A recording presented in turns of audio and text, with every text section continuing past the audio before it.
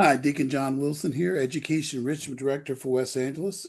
This next video is part of our high school transition to college for our students who just graduated high school or going to college. And this one will be on housing and roommates and also on campus behavior. And the reason why it's here is because you will sign a residential agreement. And in that residential agreement, you make a lot of commitments to follow the rules of the campus. And because of what's going on college campuses, I better hit it in a certain area very, very hard. I think you'll get the idea of what's going on. Here we go.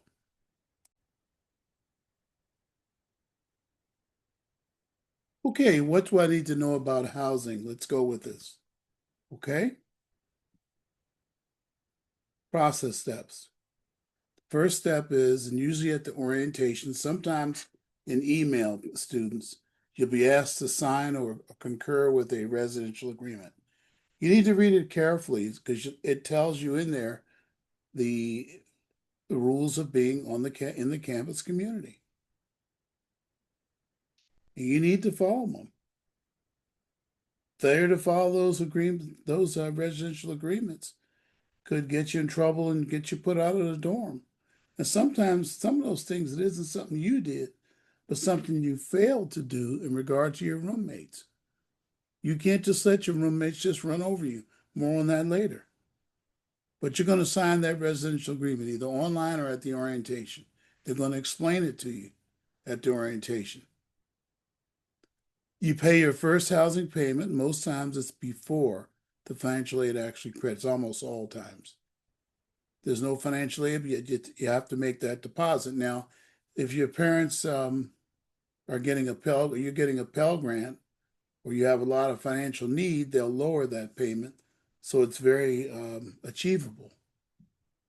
If you find your parents are having trouble making that deposit, particularly that second one, not the first one, you need to call the housing office and make arrangements. Sometimes it's a very high second deposit. The first one's like $50, but then they might want $1,700 to $1,800. And it's before the financial aid becomes available. Student accounts fund the day after class starts. See what I mean? That's why some schools start, early. That's in July or early August, late July, early August. Particularly black schools do that. But there are other schools too that do it because they want to get that federal funding early. More about the residential agreement. General campus behavior agreement about stealing, violence, drug sale and use, drinking in the dorms, etc., and looking other the way while your roommate does. That's a violation of campus policy as stated in the residential agreement. So read those residential agreements very carefully. And some dorms go further and they make you have a meeting with your roommate. They go over with you one-on-one. And you guys can then decide on things not in the agreement, what you'll agree to do. Are you going to have visitors in the room? Some campuses allow it, some don't. It's in the residential agreement. If you're rooming with someone and they want to bring someone from the opposite sex in the room and you all haven't discussed it, I need you to stand up for yourself. Remember, goodness isn't just staying out of trouble. It's being good. It's being right. It's standing up for right. And I say always this, hey, let's do a little exercise, I tell for my students, okay? Take your hand and press it on your neck and the back of your neck, then move slowly down, and you feel that bony ridge there as you move down. Okay, that's a backbone. I expect you to use it when you're dealing with your roommates. Don't let your roommates run all over you. Don't let that happen. Speak up. This is a great experience for those of you all who are just too nice. It doesn't mean be mean and combative. It just means be direct about what you will and will not allow. And do it early on. If they start seeing you slipping inside early, they're going to keep pushing you the whole semester, then it's going to be a bad experience for you. Please know that the the protest rules of your campus and stay away from these political activists, even if it's a professor. Don't let professors sway your mind and get you doing protests and illegal things on your campus. If you must participate in protests, about what we talked about dealing with the professors, this is just a little more. Don't let them control your life. If you must participate in protests, be legal. Here's an example of illegal, quote, protests or things that are done and called protest. Occupying buildings and encampments is a violation of federal law in many cases. And campuses did not enforce it, and the current administration is suing those colleges now. Your college needs to, will probably have some kind of, in your residential agreement, there'll be some kind of agreement. Nowadays, they've added it, where you cannot occupy buildings and have encampments on the campus, like out on lawns and things like that. You pitch tents. Willful damaging of property, graffiti and throwing rocks through windows. And again, if you're participating in a protest and people all around you are doing it, you'll probably be arrested with them. And that will significantly damage your college career. I mean, those 13 students that got put out of UCLA aren't going to be allowed back for 2 years. Verbally violent threats and actions against students. In the case of these recent campus disorders, it was violence threats against Jewish students. But what if those are threats against Black students? I think every parent I know here wouldn't like it. And it's not right when it's done to Jewish students. Firearms and weapons.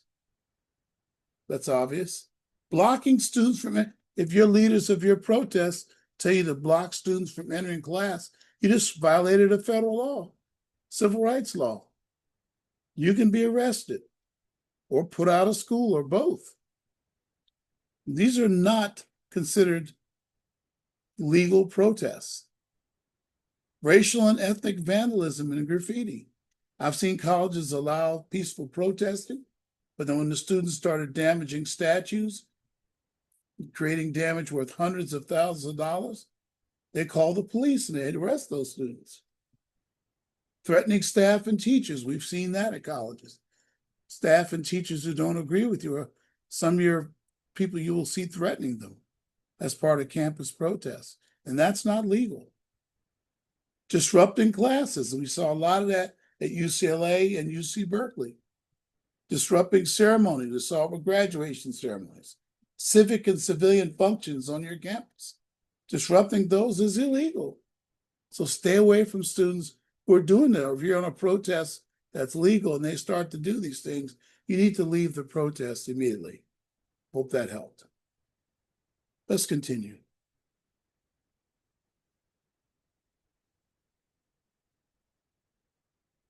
More about housing. Roommate tips, part 1. Students should not live alone in college. I do not want to see you getting a single. That's the best way to come home after one semester. You'll think it's boring. You'll feel disconnected. You need to room with someone. Parents, if you're nervous about them rooming with someone or they don't want to, it's an indication they're not ready to be away from home. They need people. They need to be around people. Since more than half students don't finish college these days in 5 or 6 years, we need to have them involved in activities and involved with people on the campus, particularly that first year. College students need socialization and making friends and acquaintance in their first year. It's a common cause for students returning home is loneliness, not being alone, and depression, i.e., listen closely, and a lack of connectivity, a lack of connection. Student doesn't feel a part of what's happening on the campus. Students, you need to be connected, need to be involved in activities. Do not room with a friend, family, or anyone you have known outside of school, including a friend of your parents' children. If you know somebody at the school and you room with them, you miss a chance. But if each of you rooms with someone else, 4 of y'all now have friends. Room with someone else. And protect your relationships. I've seen a lot of relationships go bad. People who've known each other all their lives, and then they have to be roommates with them, and their relationships suffer. I've seen that. This is good advice that I have right here. Do not room with a family or friend. 4 of you will each know 2 new people.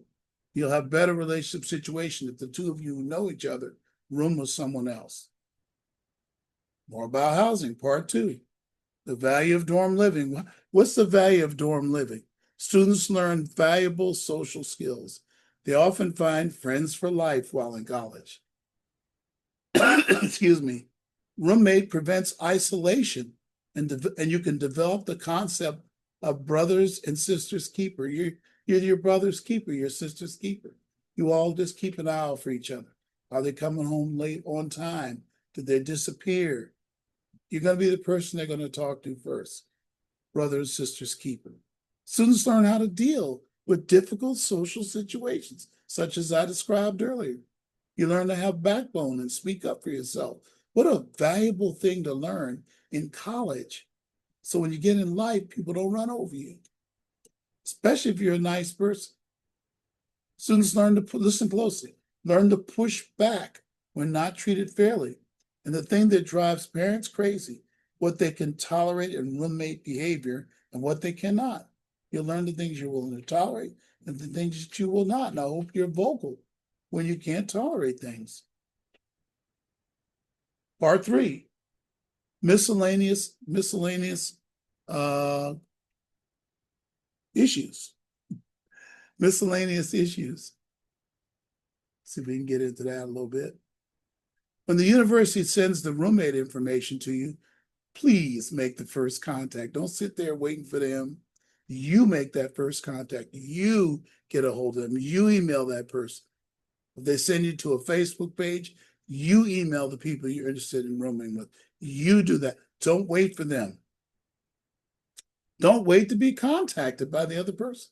This is a wonderful social growth opportunity, students, before your freshman year. You have to do it 2 more times, maybe 3. You probably always have a roommate while you're in college, even if it's not on campus. What if I'm nervous about living with someone who is a different race or sexual preference? I can tell you, it'll probably happen they're a different race. Concerns are understandable, but students can and should try hard to overcome it before they run to the RA and get a J. Parents, let them work on it. Don't you intervene and insist on another room. It's an opportunity for the student. Common roommate situations or roommate concerns. Fully cooperate the roommate selection process. I already said that. Yes, your roommate will not always be Black if you're not in a Black college. If you're in a Black college, it might be a South Asian Black, not an African Black. It may be an international African student. It may not be a Black American. They like to mix and match students. You can learn a lot about other cultures while you're in college. It often is an international student at a Black college. Sometimes the roommate is gay or lesbian. They're not in a separate dorm all the time. The transgender students probably will be. But if it's a gay or lesbian person, you have to learn how to tolerate things without approving them. You know, during orientation, calls, emails, and even move-in, please ask about common components of the room. Ask about the microwave, the refrigerator. One person wanted to put a couch in. You know who you are if you're hearing this. Maybe you don't have room for the couch. Usually it's a microwave or a refrigerator, a small refrigerator. Those are things you can share as roommates and save space. Key things to be aware of. You need to work with your roommate on all 3. Remember that backbone. Are we going to have visitors to the dorm if it's allowed? I recommend no visitors, not even boyfriends and girlfriends, especially not. They might try to sleep in the room overnight, or when you're out, other things can happen, if you know what I mean. Drugs or drinking is always a no-no in the rooms. I covered that on the last video. Study times, right? Will it be in the dorm? Yeah, that's an interesting question. Are you going to study in the dorm or somewhere else on campus? because that will affect the kind of environment you want in your roommate. Finally, let's talk about food plans. Food is very expensive now in colleges. It's gone up like society, like 20% in the last 3 years. Now it's starting to go down a little bit, but it's still high. You probably do not eat 3 full meals per day, so forget about the 21 meals per week food plan. You're going to have meals left over and you're going to lose them at the end of the semester. You lose hundreds of dollars sometimes. How about 10 to 14? And you can add to that card. You can add to your food card very easily, like I say in the next bullet. So try 10 or 14. Students, I know you're going to graze anyway. Parents, they're going to graze during the day. So usually in college campuses, you can spend the extra money to have an extra cash part of your card. We can go into places on your campus and have snacks or small plates or small meals. So it's easy to deposit dollars to the food plan if the account goes down to zero. Please join the Recreation Center to avoid the so-called Freshman 15. Okay, so there are some great tips for you on dealing with campus behavior and roommates. Please, again, follow these very closely. Get into doing that the right way. You know, don't, it's a good chance for you to learn how to control the space around you and help people to understand what you need. It actually ultimately turns out to be a life skill. Well, God bless you, parents. If you listen to this video and you like these kind of videos, click like and subscribe, if you will, below. I may have a link to some things also. Check the description block. Otherwise, keep this video and look back at it and consult with it throughout your stay in college, students. Watch it again right before you leave. This is a pretty important video. Thank you very much. Bye-bye now.